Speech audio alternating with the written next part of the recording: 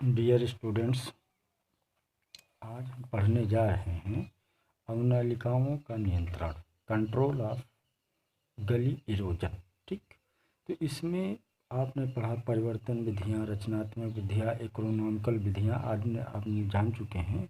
अब हम बात करते हैं रचनाओं अथवा बांधों के प्रकार। रचनाओं अथवा बांधों के प्रकार, काइंड ऑफ स्ट्रक्चर की इसकी बात करेंगे। तो इसको हम दो भागों में बांटते हैं। पहला है अवरोध बांध, दूसरा है अस्थायी अथवा भूमि रक्षक बांध। ठीक, फिर अवरोध बांध को दो भागों में बांटते हैं, अस्थायी अवरोध बांध और अर्ध अस्थायी अवरोध बांध। ठीक, और उसके बाद इसमें आता है अस्थायी अवरोध बांध में झाड़ी बांध, लंबवत बांध, अनुप्रस्थ बांध, बुने हुए तारों का बांध। ठीक, तो इस तरीके से हम इसको डिवाइड कर लेते हैं। फिर आता है हमारा अवरोध व अस्थायी बांधों का तुलनात्मक अध्ययन। ठीक, तो अवरोध बांध में जो है कौन से पदार्थ उपयोग किए जाते हैं, उसमें दोस्तों क्या है कि अवरोध बांध में जो है पहला प्रयोग किया जाता है झाड़ी या लकड़ी के लट्ठे आदि से बनाए जाते हैं। अवरोध बांध किससे बनाए जाते हैं? झाड़ी या लकड़ी के लट्ठे आदि से बनाए जाते हैं। ठीक, फिर ये अस्थायी अथवा भूमि रक्षक बांध किससे बनाए जाते हैं? ये सीमेंट के, ईंट, पत्थर के आदि के और लोहा के बनाए जाते हैं।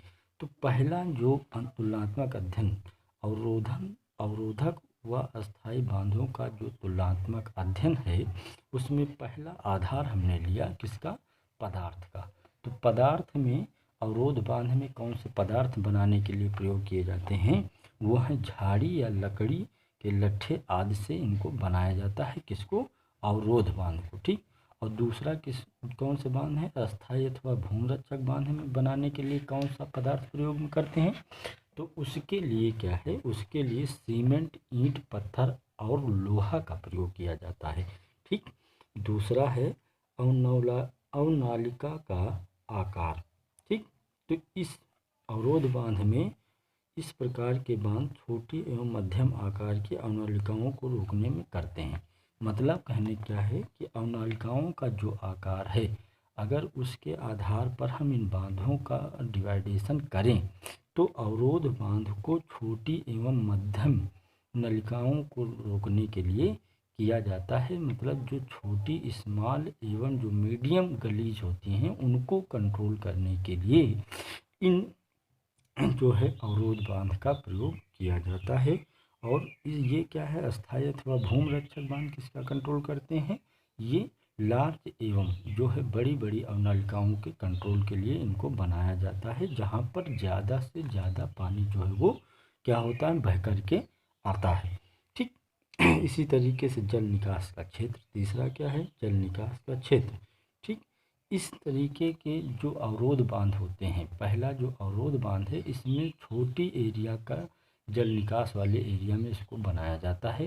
किसमें? अवरोध बांध को छोटी जल निकास वाले एरिया में बनाया जाता है। ठीक, और इसको अस्थायी बांध को बृहद जल निकास वाली एरिया में बनाया जाता है। ठीक, तो इस तरीके से हम इसमें तुलनात्मक अध्ययन कर सकते हैं। अब आता है हमारा और चौथा पॉइंट, अवधि। इस प्रकार बांधों को अवरोध बांध जो होते हैं, अवरोध बांध को बनाने में कम समय लगता है, जबकि अस्थायी अथवा भूमि रक्षक बांध को बनाने में अधिक समय लगता है।